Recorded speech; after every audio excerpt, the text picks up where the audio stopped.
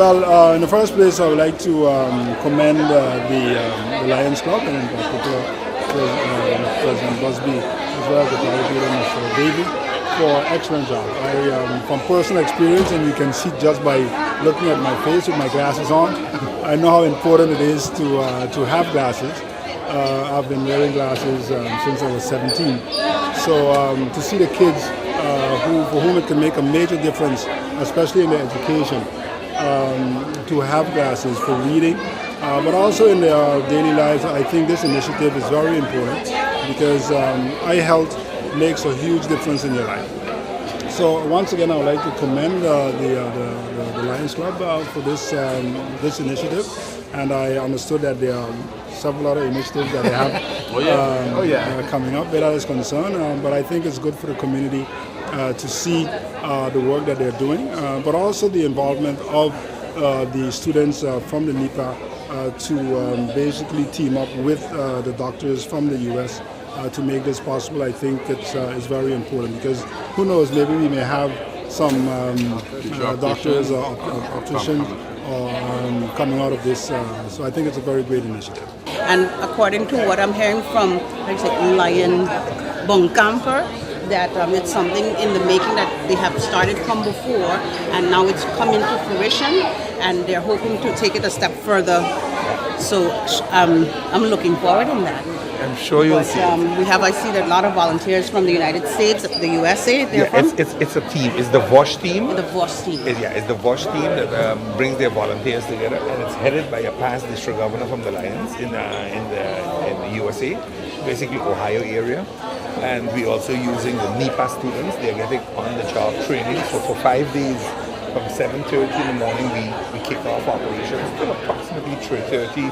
The last bus leaves, and then we shut down operations for the day, but not for the doctors. They then reset everything for the next morning, and then at night they have a lunch together a dinner together with us at the location. And Friday would be the last day.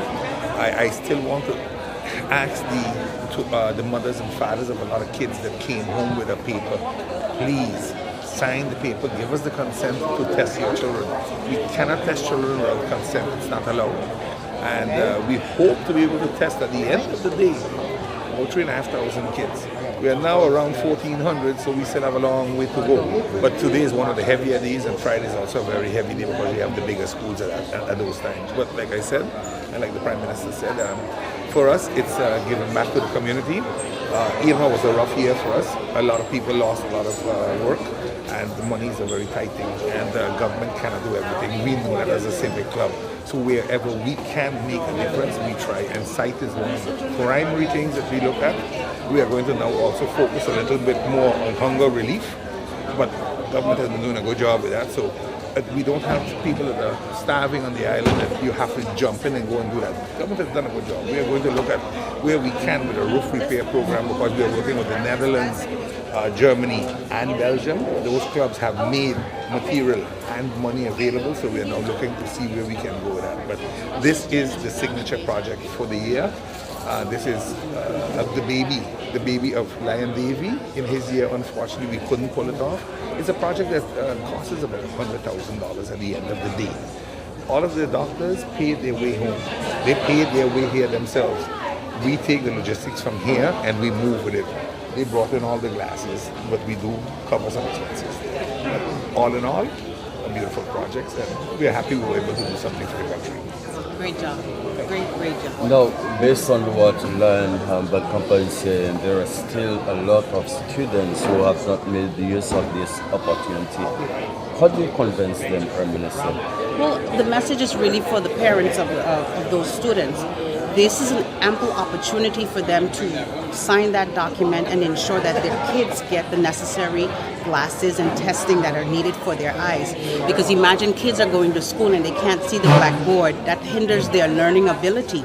So in essence, this is an ample opportunity for them, and it's free of charge. It's free of charge, so that is key. If finances is a problem, here you have the opportunity for them, your kids to get free classes, free testing, and ensure that they get an opportunity to learn better in school so that they can see, when you can't see, that disrupts the whole learning process as well.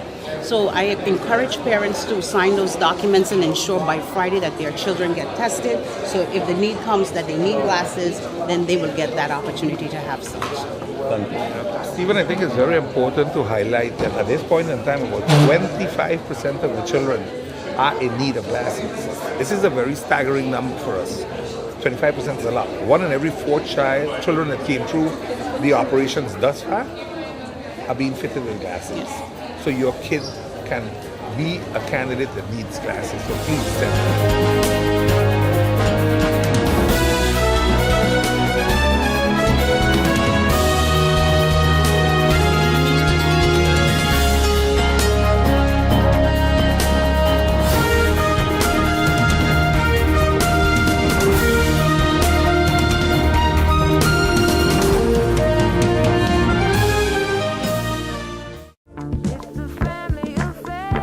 Sherlon, what are you doing? Oh, just sending my friends a tweet to come to the show to see me. To see you? They ain't coming to see you, they come to see me. But by the way, what's that tweet? I'm just sending them a message to come to the show. It's a family affair, a father and son comedy show featuring the philosopher of humor Fernando Clark and his son, the rising star Sherlon Clark, in the first ever pre-Father's Day comedy show on Sunday, June 3rd, under the tent at the Porta Plaisance, starting at 7 p.m. sharp, gates open at 6 p.m.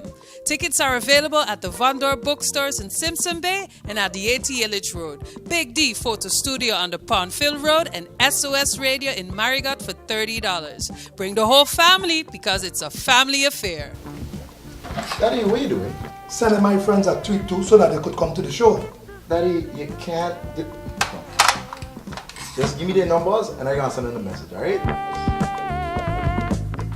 And tell them bring the daddy and the mommy and grandpa and granny and nenen and godfather. Tell them bring the whole family because it's a family affair. Alright.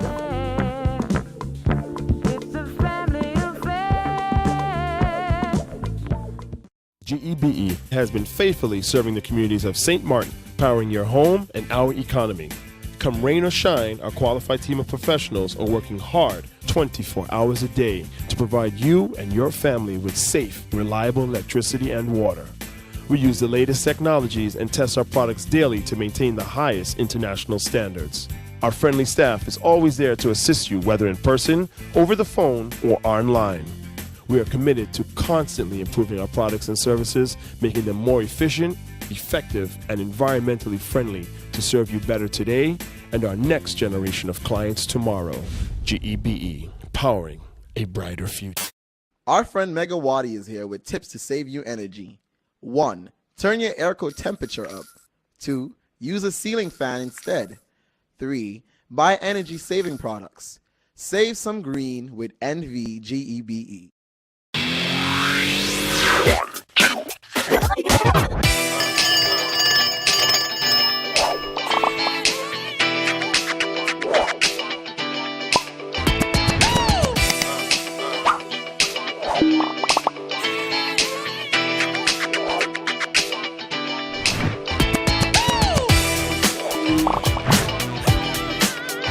Tell them, connecting you.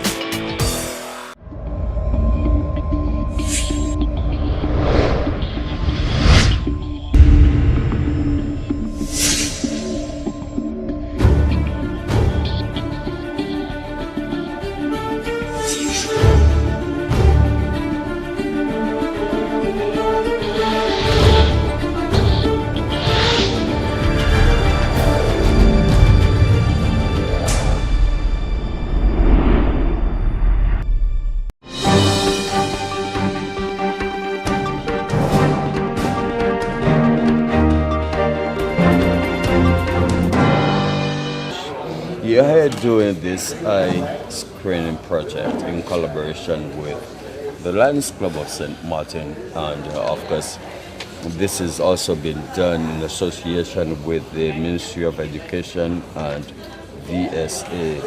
As you go through this wonderful venture here on St. Martin, what are the issues or things that you're looking at from your inspection of eyes of our students? Well, basically, we wanted to screen these children and to see if we can find any pathology that could be corrected by glasses. We are a medical team. We do not do any surgical aspects. We have found way over, we've done, I think, 1,300 kids plus, and I think we have given out 300 or 400 pair of glasses so far. We've had some referrals where there are some problems that need to go on to an ophthalmologist, so we're going to refer them on to someone here on the island. So we have been actually rather surprised at the amount of astigmatism that these children have had. And this is the first time we've done an all-children clinic. We normally, when we go into third world countries, we do a random of people, which are mostly adults, because adults have the most amount of eye pathology than children. But we estimate normally 20% of children need some corrective lenses. So we're finding a good percentage here, and nothing abnormal that I'm aware of. And we were just pleased in this beautiful country to have an invitation to come in. What are some of the common aspects or common problems that you detect whilst carrying out those screening? Well, nearsightedness, farsightedness, astigmatism, lazy eye. These are just common things with children. And yes, we found some, as we expected to find. There have not been many eye injuries. Sometimes in third world countries we find children that have had eye injuries. There's strabismus, there's cross eyes, various things that we've not found any of that so far in the children.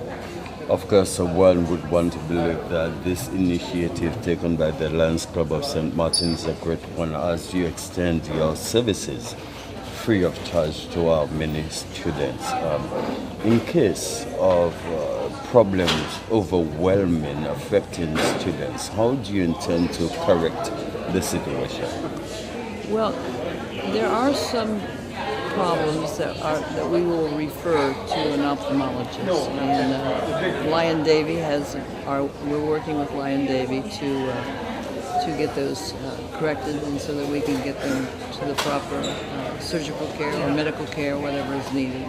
We were invited by the Lions Club in regards to see the procedure of the eye screening, because we had discussion with them prior to this activity, and we support the activity so that those in need can get assistance, and also we can confirm in regards to the reading of the screening. We, Youth Health Care, which is Dr. Beckenfeld, which is my colleague, Youth Health Care usually do the screening in regards to the primary school. So for this reason, we were invited to see the process of the procedures and the duration of the procedures in regards to how the children's eyes are screened, and to see the response of the children and of the school. So for that reason, we are here this morning. What do you think about it, the screening organized here this morning? What do you think, it's a good idea, or what's your thoughts about it? Well, I think it's a good idea. Any opportunity to be able to screen our young population and to determine the status is always a good opportunity that should be used. And as I understood from your fellow Lion member, that persons are coming in to ask if they too can be screened. So it is something that I believe there's a need or a request for such a screening. So it is great that this is happening with the primary school children, and we look forward to the result, because one of the things as evidence is in regards to the number, the findings, and the satisfaction of the classes that are given, because you have to use the classes. If you're screened that you need glasses, you get glasses, and you don't use them, it defeats the purpose. So for that reason, you would also need to monitor that in regards to evaluating the activity. But to date, thus far, it seems to be a good activity. When you came with the cameras, I was just asking your colleague, how many students responded? I'm especially interested in how many children have severe eye problems, because children can always have a need for glasses, and at a certain age they notice it themselves. Sometimes not. But I'm very much interested in how many children will need glasses, but also the amount of the children that they discover with severe eye problems, because we know from the age of 5 or 6 years, when one eye is not functioning well, they can also develop a lazy eye. So I'm very much interested to hear if they found children who might develop into a lazy eye if they did not intervene with this day to day, so with all this testing that they're doing. So I'm curious.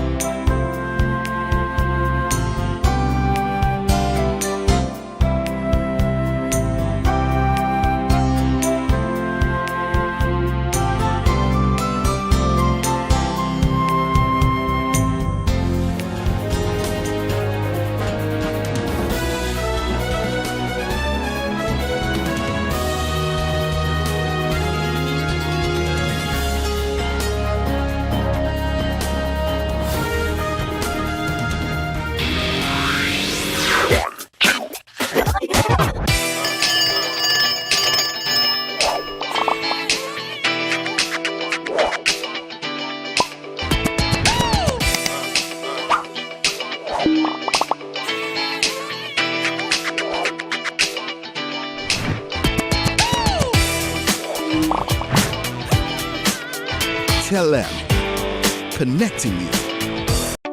People all across St. Martin are switching to a more rewarding experience.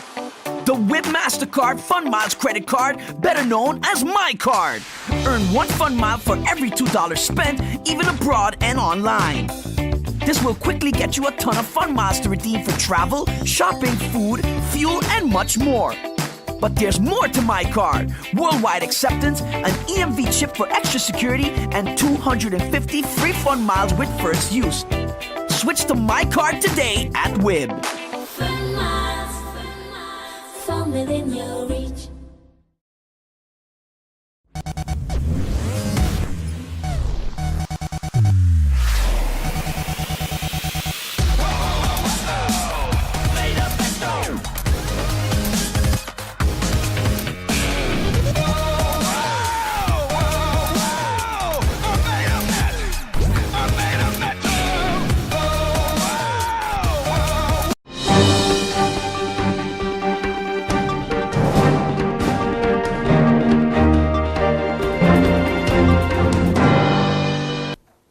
In anticipation of the first tranche from the trust fund, the World Bank and the ministries have been working hard during the past months on the final damage and loss assessments and the preparation of the National Recovery and Resilience Plan. I am happy to report that this plan is in its final stages and has been sent to the Council of Ministers, Parliament, and stakeholders for vetting. Once completed, the National Recovery and Resilience Plan will be sent to the steering committee responsible for the final decision-making on all future projects to be funded by the Trust Fund. I would like to reiterate that with the support of the World Bank and the Netherlands, the government of St. Martin has identified a number of emergency projects that should start soon as possible once the first tranche has been dispersed. These first projects aim to address the most urgent needs for our people and for St. Martin to prepare for the peak of this season, the hurricane season. Of course, one may ask what is exactly happening now. And of course, we would like for these projects to start yesterday, but time is not on our side, as June 1st, we know, is right around the corner. But the reality is that the preparation of these projects, and especially the internal procedures of the World Bank, take much more time than we as the Council of Ministers anticipated. But please note, 470 million euros is a lot of money, and this government must ensure that every cent is accounted for. With that being said, both the civil servants of St. Martin and a team from the World Bank of more than 25 people are on the ground right now to help finalize the preparation of these projects. This is necessary to ensure that the formal grant arrangements on these projects can be signed between the World Bank and St. Martin as soon as possible. The expected timeline that we have right now is that the first emergency projects can start in the course of June. These are projects that specifically address, like I said before, the exact and specific needs of our people and St. Martin. And if I may reiterate so that the public can know exactly what exactly is going to be helped, especially with our emergency projects, there are 3 major emergency projects. The first being the disaster preparedness and public utilities. That has been budgeted for $55 million US. And what does that entail? The repairment of the police stations, the repairment and equipment for the fire station, the repairs and equipment for shelters, urgent school repairs, a new location and equipment for the meteorological department, roof repair for vulnerable groups, new ambulances, emergency communication equipment, emergency repairs, electricity and trenching lines, water storage tanks, repairment of street lights. The second emergency project, a second project that provides income and support targeted for training to under and unemployed people in different sectors. This project has been budgeted for $19 million, and there's an existing hospitality training program for about 700 participants. The emergency project opens the program to other sectors for about 2,600 participants. Income support is provided to under and unemployed people who participate in this training program so that they may enhance their skills. And finally, a crucial third project focuses on debris removal and assistance with solid waste management, which currently has a budget of $15 million US. And this entails the Cash for Work program to clean the island, clearance and management of the hurricane debris in the smaller dump, the cleanup of shipwrecks, assistance with preventing new fires, assistance with the plan for sustainable solid waste management, and that is for the bigger dump.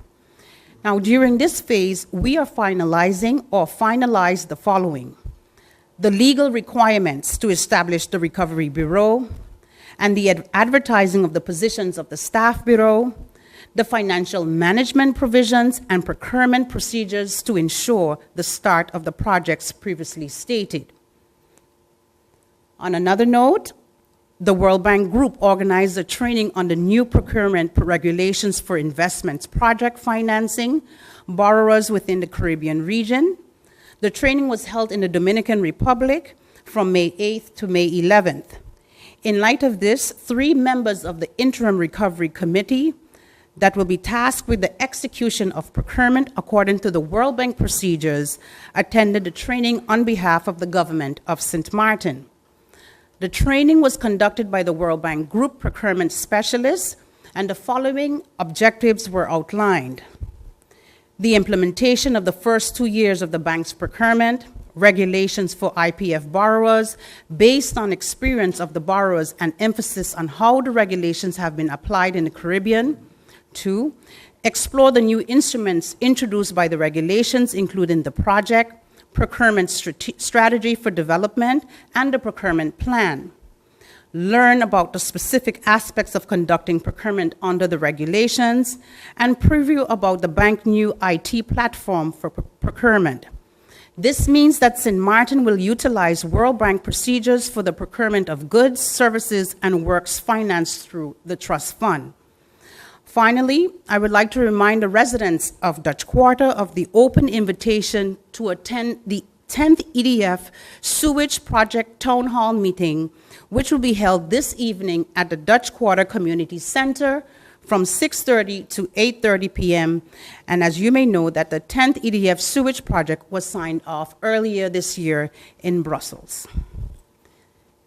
In conclusion, this government has been working tirelessly on behalf of you, the people of St. Martin, to ensure that our recovery will be better and stronger should any disaster hit us.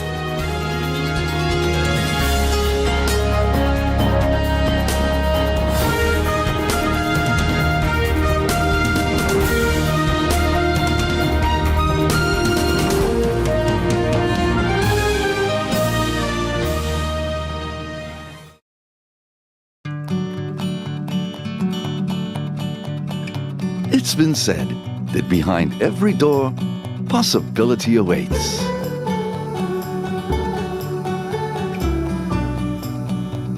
How much possibility depends on which door you open first. Every day, we help our customers discover the possibilities in their lives. It all starts with a conversation. Scotiabank. Discover what's possible. In my opinion, everything is perfect and you would be great for the job. But I see here that there's a 2-year gap in your resume. What did you do? I was hospitalized for mental illness. Oh, mental illness? I've undergone treatment and I have a wonderful family that supports me. Well, that is good news. No, it's fine. I'm recovered. We'll contact you, okay? For a better understanding of mental health and what you can do to stop mental health stigma, please go to the Mental Health Foundation's website at www.mhf-sxm.com.